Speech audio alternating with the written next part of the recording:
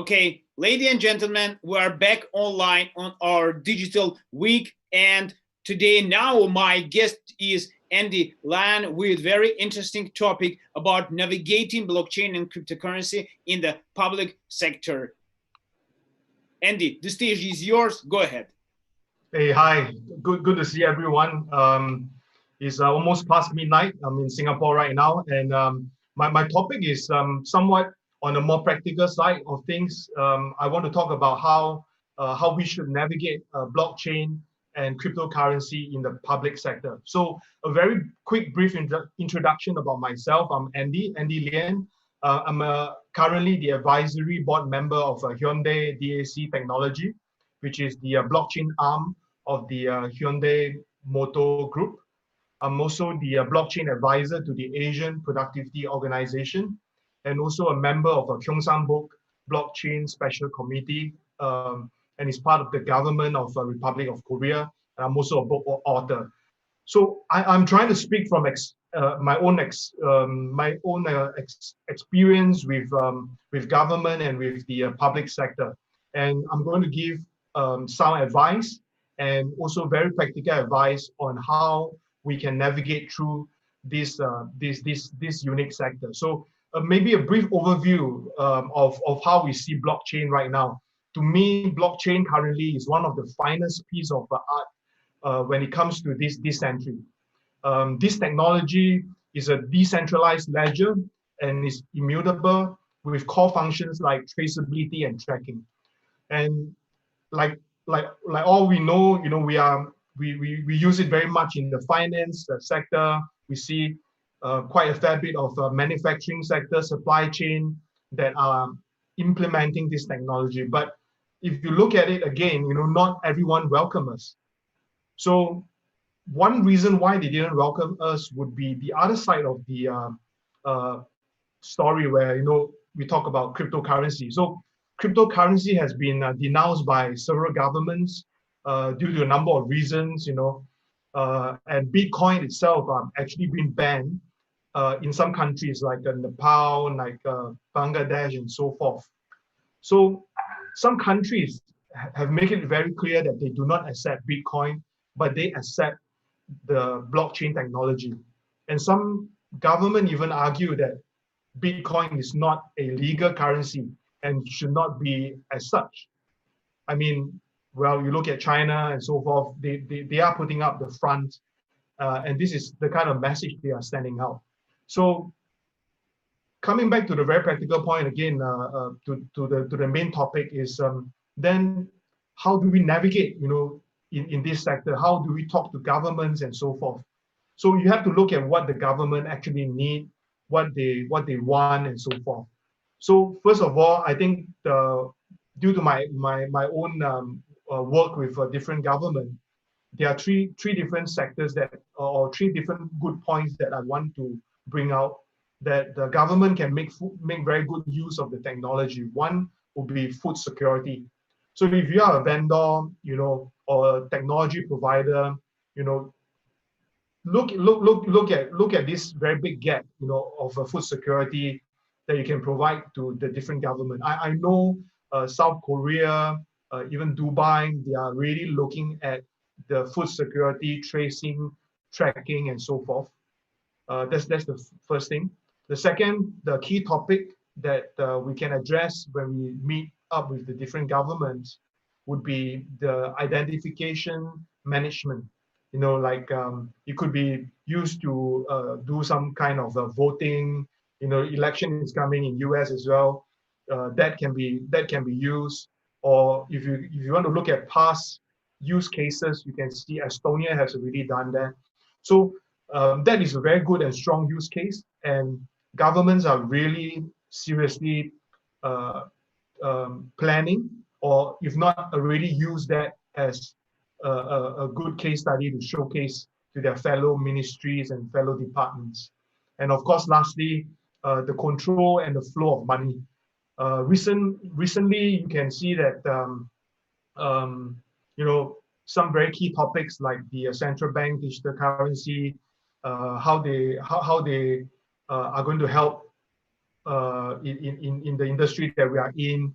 um, so forth and so on again. And then in Singapore, especially for our MAS, they are very much into the control of the money, and they have spent a lot of time to build up the ecosystem for finance. So in my opinion, blockchain technology, not crypto, is going to help the flow of the money. So in my book, titled Blockchain Revolution 2030, we talk a fair bit about the future, and I mean, the book was published last year, and I think it's still very much valid. The future of blockchain technology and its potential adoption by the government has been seen very much aligned with the content that we put forth in the book. We are starting to look at a new era of transparency and efficiency. We are looking at keeping record in a more secure manner, public procurement, land title registries, even grant disbursement. So these are some of the things that governments are already trying to do it. So how do we really navigate and talk to them? How many people will just say that, oh, government will just call for a tender or ask you to go to their office, and most of the time they didn't get anything out of it. But actually, it's not true. Governments are actively trying to learn from us how the whole blockchain technology is going to help them and going to help their businesses. We have to start to know what the public service want, like I mentioned earlier in my presentation. So if you know what they want, and if you build according to what they want with a certain fair bit of innovation, you will then see the changes in terms of how the different government is going to welcome you. All right. So businesses must be ready, before they speak to the government to sell their products or to sell their solution. Because for the work that I've done, we have met up with a lot of different solutions provider. We call for a lot of projects to do the presentation, and of course, at the end, some of the projects are awarded to them. But I then want to emphasize that many of them are actually not ready. And if you are not ready, what's going to happen is that the government will have a perception that, hey, this whole industry is not ready, man. This whole industry are with people with just concepts, and it's not going to fly. So we need to change that kind of perception that the government, the different governments have on us. So going back to the very basic 101, when we set up the different business, we have to market ourselves properly. We have to start to build the kind of trust and increase credibility by, of course, by getting yourself out in the door, talk to media, talk to different businesses, try to get your credibility up, because by doing that, governments or some of these public service linked, quasi-linked companies will then take you a lot more seriously and look at your solution in a slightly different manner. It's not here to just sound you out, but mainly there's a real project behind it. Of course, the second thing that we have to do is to make sure that we are well backed by the technology. We just don't go out and tell people that blockchain this and blockchain that and so forth. We need to be very practical, very, very pragmatic to tell them how this technology is going to fit into the solution or into the problem that they already have.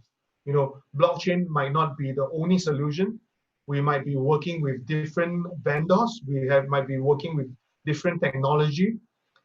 So this would be a very good way to speak to the government. Just be very practical and work with people that are credible as well. Because many of these blockchain companies, they have very good tech knowledge, but they may not have very good business knowledge. And then from there, they sort of like employ consultants and advisors and so forth to represent them. But my word of caution is that we have seen a lot of advisors, most of them, I mean, they self-proclaim that they are an expert, but they have not really gone into the very practical stage where they operate a company, or they really know what the whole blockchain business is all about. They do not even know the pricing and some of the very intricate stuff that forms this whole technology. So you have to look for the right advisors, right consultant, to make sure that your product is probably, I mean, is well represented. So again, I have to emphasize, we've got to be very practical. And when you talk to different government, again, you know, we did, I can't mention which government, but we did try to lobby. We did try to put up different bills so that the government will look at cryptocurrency in a different manner. But trust me, many of the governments right now do not touch crypto. And like I mentioned earlier, they emphasize on the usage of the technology. I think this is a very good start, and let's not push it too hard. You know, let's not you know, push the crypto agenda too hard, because as we go along with the adoption of the blockchain technology, the government will start to understand where we come from, and when they start to understand the industry a lot better, they will make a lot better informed decisions when they come to the different cryptocurrency adoption. And businesses should not be disheartened, you know, because, you know, the governments are not talking to me. They are just here to get some ideas from me and so forth. I think this is, again, totally not true, because when the government actually call you up, it actually meant that you have something that the government want. And many times, some of these tender guys or the solution provider become friends, and they become part of the committee with some of the subcommittee within the government sector to influence and help the government. I think that is a very good way of maintaining a good connection. And also, some of these businesses who are innovating and keep innovating, they will be put on a list, you know, within the government sector as a trusted provider, and they will then introduce some of the state-owned companies, or the unicorns, like what they say, like, oh, this XXX company is a unicorn, and they want this company to look at blockchain technology or cryptocurrency. They will then make that kind of connection for you. So it's actually something that's going to be win-win and win, you know, for everybody. So keep going, and I think the navigation of this space is not easy, but it's not going to stop you. So let me give a good example, you know, before I end my slot for this evening. You know, we constantly, you know, get ourselves in the space and talking to different people, and eventually, you know, some of them become our own friends. So one of the state-owned company that I'm quite close with, they started to think and look at DeFi solutions. They are starting to look at how DeFi is going to change their business model. They are currently state-owned, quasi, I would say state-owned, and then they are a finance-related company. So the whole story is this, you know, their board member wants to look at innovation, you know, but they were told that, you know, DeFi is the next big thing that is in the market, and they want to really know more about what DeFi can do for them, you know, and for the group.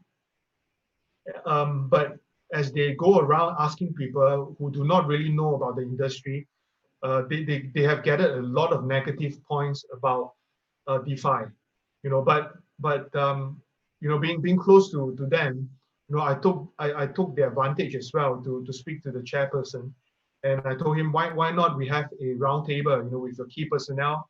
Let me try and explain as much as possible how the whole DeFi market is going to be like in the future, and what you can do right now. So so my information to them is very straightforward, because right now, with the COVID-19, everything is fairly bad. Many different companies are looking to hedge their existing cash, or they are trying to, in other words, trying to retain their current value. So I told them the whole situation, how the money is flowing within the crypto market, from going after the key Bitcoin, putting their money into Ethereum. The next big thing that is pushing the whole industry forward, in the finance sector, would be DeFi. I also clarify that DeFi is not a ICO. If they really want to put it, it would be an ICO 3.0 or even 4.0, because everything else right now are fairly different from the ICO stage in 2017. Long story short, the state-owned company is more convinced right now, after having 3 different chats as of today with them. They realize the value of DeFi. They understand the value of cryptocurrency. So right now, they are actually looking at DeFi plus DAO and plus OTC solution within the whole decentralized network. And I felt that this is a very big step moving forward. And this would be also a very big step for them, because they are institutions with good cash flow, good money. And I do believe that they will then add good value to the whole industry that we are at right now. And like I said, they are quasi-linked, government, state-owned. This would then again help us to create a good case study and good use case study within the public sector, and give the whole industry a lot more confidence. So with that, I'm going to end my keynote speech for tonight. And I would like to thank Sergey, Julia, for having me, and also thank the different sponsors like Invest Hong Kong and so forth, to make this whole event live and running at this time. Thank you so much. Thank you, Andy. Yes. And we are going forward. Andy, I want to say you goodbye for now. Now we have another speakers in our room already. And please turn on your camera.